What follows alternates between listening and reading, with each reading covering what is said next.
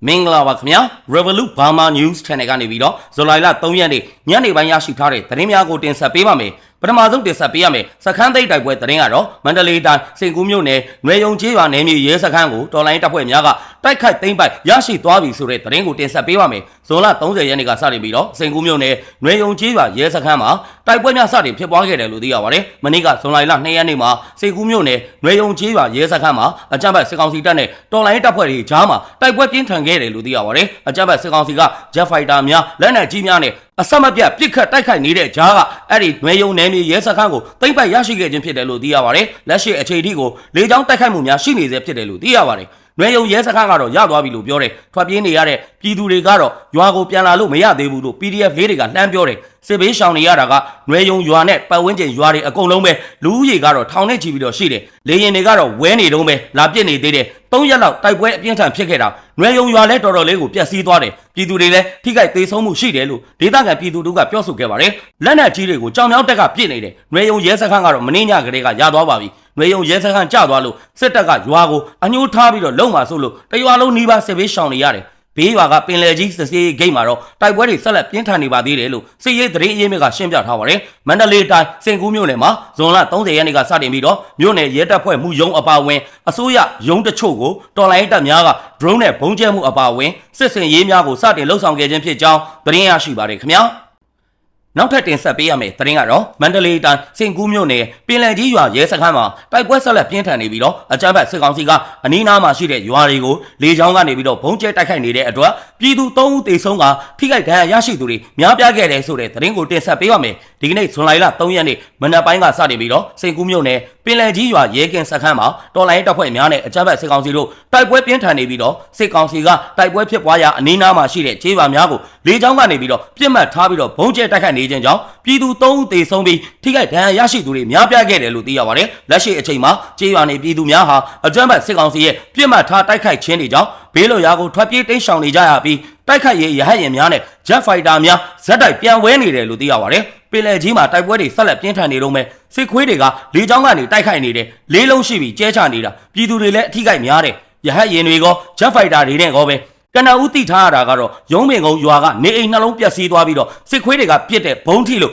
အမျိုးသားတဦး6ရောက်ပြတ်သွားတယ်ပြည်သူ3ဦးသေဆုံးတယ်လို့သိထားရတယ်လို့စင်ကူးမြို့နယ်မြေပြင်သတင်းမှန်ပြန်ကြားရေးကတာဝန်ရှိသူတို့ကပြောဆိုထားပါတယ်စင်ကူးမြို့နယ်နွေယုံကျေးရွာရဲစခန်းကိုတော်လိုင်းတပ်များကဇူလိုင်လ2ရက်နေ့ညပိုင်းမှာသိမ်းပိုက်ပြီးတဲ့နောက်ပင်လယ်ကြီးကျေးရွာရဲကင်းစခန်းကိုတော်လိုင်းတပ်ဖွဲ့များကဆက်လက်ထိုးစစ်ဆင်တိုက်ခိုက်နေခြင်းဖြစ်ကြောင်းသတင်းရရှိပါတယ်ခင်ဗျာနောက်ထပ်တင်ဆက်ပေးရမယ့်သတင်းကတော့ရှမ်းပြည်နယ်မြောက်ပိုင်းလာရှိုးမြို့ပတ်ပတ်လည်မှာတိုက်ပွဲများပြင်းထန်စွာဖြစ်ပွားနေခြင်းကြောင့်လာရှိုးလေရင်ခရီးစဉ်များအားလုံးကိုရက်အကန့်အသတ်မရှိရွှေဆိုင်ဖြတ်သိမ်းလိုက်တယ်ဆိုတဲ့သတင်းကိုတင်ဆက်ပေးပါမယ်ဒီကနေ့ဇွန်လ3ရက်နေ့မနက်4:00နာရီကျော်အချိန်ကစတင်ပြီးတော့လာရှိုးမြို့ပတ်ပတ်လည်မှာတိုက်ပွဲများအပြင်းထန်ဖြစ်ပွားနေတဲ့အတွက်ကြောင့်လေရင်ခရီးစဉ်များကိုဖြတ်သိမ်းလိုက်ခြင်းဖြစ်တယ်လို့သိရပါတယ်လာရှိုးမြို့ပတ်ဝန်းကျင်မှာလက်နက်ကြီးများရှော့တိုက်ဒုံးများတောက်လျှောက်ဆိုသလိုပစ်ခတ်နေပြီးတော့လေစိမ့်နဲ့လေရင်များရဲ့လုံခြုံရေးအာမခံမပေးနိုင်တဲ့အတွက်ကြောင့်ခရီးစဉ်များကိုဖြတ်သိမ်းလိုက်ခြင်းဖြစ်တယ်လို့သိရှိရကြောင်းခရီးသွားအေဂျင်စီတချို့ကပြောဆိုနေကြပါတယ်ခရီးသွားအေဂျင်စီတစ်ခုဖြစ်တဲ့ Fly with Dreamပြည်တွင်းပြည်ပလေရင်လက်မှတ်အယောင်းဌာနရဲ့ကြေညာချက်မှာလာရှိုးမြို့လက်ရှိဖြစ်ပေါ်နေတဲ့အခြေအနေများအရာမြန်မာ Airways International မင်္ဂလာ Airline ကပြန်တမ်းပြေးဆွဲလျက်ရှိတဲ့လာရှိုးခရီးစဉ်များကိုဒီကနေ့ဇွန်လ3ရက်နေ့မှာဖျက်သိမ်းလိုက်ကြောင်းတရားဝင်ကြေညာထားပါတယ်လောလောဆယ်တော့ဒီနေ့တရက်တည်းပဲကြေညာထားသေးတယ်လက်တလောအခြေအနေပေါ်မူတည်ပြီးတော့သူတို့အနေနဲ့ကပြန်ပြီးတော့အကြောင်းကြားပေးတာပဲဖြစ်ဖြစ် email ပို့တာပဲဖြစ်ဖြစ် Airline Ticket Agent တွေကိုပြန်ပြောပေးလို့ရှိပါတယ်လောလောဆယ်ကတော့ဒီနေ့တရက်တည်းပိတ်ထားတာပဲရှိသေးတယ်တခြားလေကြောင်းလိုင်းတွေကတော့ပိတ်တယ်မပြောသေးဘူးဒါပေမဲ့သူတို့ကအရေးပေါ်အခြေအနေဆိုတော့မနက်ပိုင်းတွေလည်းရှိတဲ့အတွက်လေရင်မှာတော့ပို့ပြီးတော့ error တက်မှာပေါ့ခရီးသည်တွေနဲ့ကလာရှိုးကိုပြေးဆွဲတာက airline အားလုံးက4 line လောက်ရှိတယ်ဒါပေမဲ့လောလောဆယ်ကအများဆုံးအနေနဲ့တာဝန်ယူတာဝန်ခံပြီးတော့ကြေညာလေးရှိတာကတော့ Air Cambodia MNA Airline ကနေပြီးတော့အမြဲတမ်းထုတ်ပြန်ပြီးတော့ကြေညာလေးရှိတယ်အခြားသော Air တန်လွင်နန်းရတနာဘုံတို့ကတော့များသောအားဖြင့်ဓာတ်ရိုက်မကြေညာတာများတယ်လို့Fly with Dream ပြည်တွင်းပြည်ပလေရင်လက်မှတ်အယောင်းဌာနကတာဝန်ရှိသူတို့ကပြောဆိုထားပါတယ်အလားတူပဲတိုက်ပွဲများဖြစ်ပွားနေတဲ့အတွက်မန္တလေးလာရှိုးမူဆယ်လမ်းပန်းဆက်သွယ်ရေးများလည်းပြတ်တောက်နေပြီးတော့လာရှိုးမြို့အဝင်အထွက်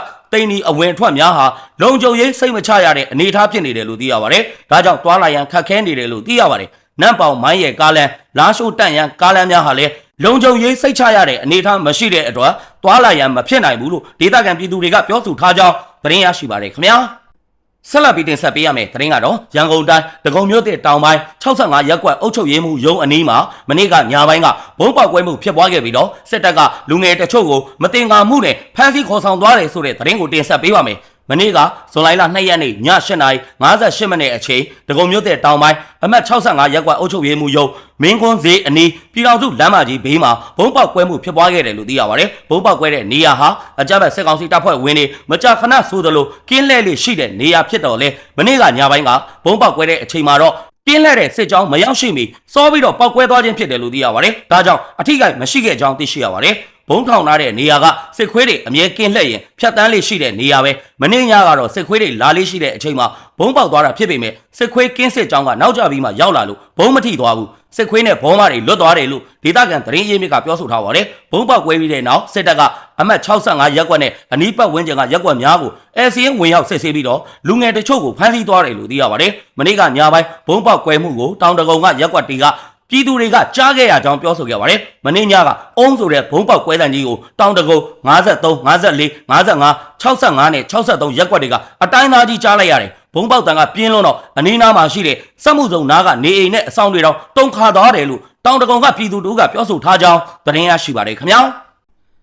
နောက်ထပ်တင်ဆက်ပေးရမယ်သတင်းကတော့ပဲခူးတိုင်းတာဝရီခရိုင်အုပ်ဖို့မြို့နယ်အရှိတ်ဘက်မှာရှိတဲ့ကျေးရွာချင်းဆက်လမ်းများကို2024ခုနှစ်ဖေဖော်ဝါရီလနဲ့ဇွန်လတို့မှာစစ်ကောင်စီတပ်ဖွဲ့ဝင်တွေကဖျက်ဆီးခဲ့ပြီးတော့အဲ့ဒီလမ်းများကိုပြန်လည်ပြုပြင်ပါကဖမ်းဆီးမယ်လို့ချိန်ချောက်ထားတဲ့သတင်းကိုတင်ဆက်ပေးပါမယ်စစ်ကောင်စီတပ်ဖွဲ့ဝင်တွေဟာစင်ကောင်းအုပ်စုချောင်းတင်းကွင်းကျေးရွာနဲ့ဒေါင်းစပါအုပ်စုတာလိကကျေးရွာကိုဆက်သွယ်ထားတဲ့တာလိကဂွေးချောင်းလမ်းကို၎င်းလေတုံးတခုတ်ကုန်းဒေါင်းစပါဒေါင်းကြီးဒေါင်းလေးစတဲ့ကျေးရွာများကိုဆက်သွယ်ထားတဲ့တဲကုန်းဒေါင်းကြီးလမ်းနဲ့ဒေါင်းစပါအုပ်စုဒေါင်းလေးရွာထိပ်မှာရှိတဲ့တရက်တိုက်ခေါ်ဥပုံတရာတစ်ဖက်တစ်ချက်မှာရှိတဲ့ဂဝွန်လမ်းကိုမြေတူးဇက်တွေနဲ့ဖျက်ဆီးထားကြောင်းအုပ်ဖို့မြို့နယ်ကအသက်40အရွယ်မျိုးသားတို့ကပြောပြထားပါတယ်ဥပုံတရာဟိုဘက်ထိပ်ဒီဘက်ထိပ်ကိုတော့ဇွန်လ26ရက်နေ့ကလာဖြတ်စည်းသွားတာကြံတဲ့လမ်းတွေကတော့ဖေဖော်ဝါရီလကတည်းကအဖြတ်ခံထားရတာဒုက္ခရောက်တာပေါ့ဆိုင်ကယ်စပိန်တော်မှာမနေသွားနေရတာကားတွေထော်လာကြီးတွေသုံးဘိန်းတွေသွားလို့မရတော့ဘူးလို့၎င်းကပြောဆိုခဲ့ပါတယ်အခုလိုမျိုးစစ်ကောင်စီကလမ်းများကိုဖျက်ဆီးခဲ့ခြင်းကြောင့်ဒေသခံတွေရဲ့လေယာထွက်ကုန်ပစ္စည်းတွေကိုရောင်းချရန်လဲခက်ခဲသွားကြောင်းဒေါင်းကြီးကျေးရွာကအသက်40ကျော်အရွယ်အမျိုးသမီးတို့ကပြောပြလာပါတယ်သွားဖို့လာဖို့ခက်ခဲတော့လယ်တွေလည်းအချိန်မီမလုပ်ရဘူးမျိုးစပါးတဲတာတွေမြေစီတမ်းမြေဩဇာတဲတာကအစဒုက္ခရောက်ရတယ်ပြီးတော့လေကထွက်တဲ့ပဲစပါးတွေရောင်းချဖို့ကလည်းကားဝင်လို့မရတော့မလွယ်ကူတော့ဘူးတဲယူစရိတ်တွေအရန်ကြီးသွားပြီလယ်တွေလည်းမလုပ်ချင်တော့ပါဘူးလို့အဲ့ဒီအမျိုးသမီးကပြောပြခဲ့ပါတယ်စစ်ကောင်စီကဖျက်ဆီးထားတဲ့လမ်းများဟ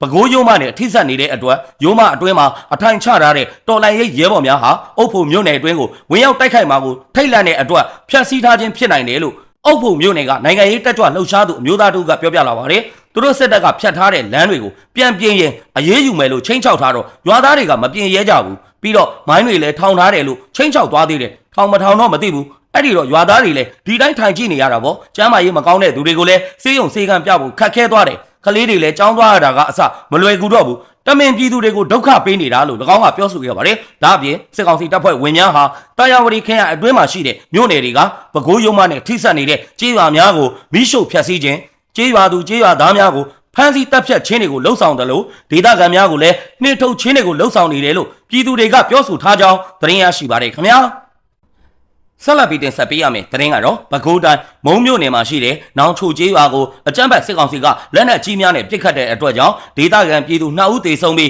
4ဦးထိခိုက်ဒဏ်ရာရရှိခဲ့တယ်ဆိုတဲ့သတင်းကိုတင်ဆက်ပေးပါမယ်ဇွန်လ1ရက်နေ့ည9:00နာရီအချိန်ကမှအကြမ်းဖက်စစ်ကောင်စီရဲ့မုံမြို့အခြေဆိုင်ခမရ990တပ်ကလက်နက်ကြီးနဲ့ပစ်ခတ်ခဲ့ရာနောင်ချိုကျေးရွာတွေကိုကြောက်ရောက်ပောက်ကွဲခဲ့ပြီးတော့ဒေသခံပြည်သူ2ဦးသေဆုံးပြီး4ဦးထိခိုက်ဒဏ်ရာရရှိခဲ့တယ်လို့သိရပါတယ်လက်ရှိအချိန်မှာအကြမ်းဖက်စစ်ကောင်စီဟာတောင်ပိုင်းတိုင်းစစ်ဒေသအပါအဝင်စစ်ဒေသအသီးသီးမှာတော်လိုင်းပူပေါင်းအဖွဲ့များရဲ့စစ်မျက်နှာများဖွင့်ပြီးတော့ထိုးစစ်ဆင်ခံနေရမှုကိုအပြင်းထန်ပြန်လည်ခုခံနေရတယ်လို့သိရပါတယ်အကြမ်းဖက်စစ်ကောင်စီကပြည်သူများကိုလူသားတိုင်းပြုလုပ်ပြီးတော့စစ်စင်ရေးနှောင့်နှေးစေရန်ပြုလုပ်ခြင်းတိုက်ပွဲဖြစ်ပွားခြင်းမရှိဘဲနဲ့ပြည်သူများနေထိုင်ရာရပ်ရွာများအတွင်းကိုရန်တမ်းပစ်ခတ်ခြင်းများအဆက်မပြတ်ပြုလုပ်နေတဲ့အတွက်ကြောင့်အပြစ်မဲ့တဲ့ပြည်သူတွေရဲ့အသက်အိုးအိမ်စီးစိမ်ထိခိုက်ဆုံးရှုံးခြင်းများမကြာခဏဖြစ်ပေါ်လျက်ရှိကြောင်းသတင်းရရှိပါတယ်ခင်ဗျာ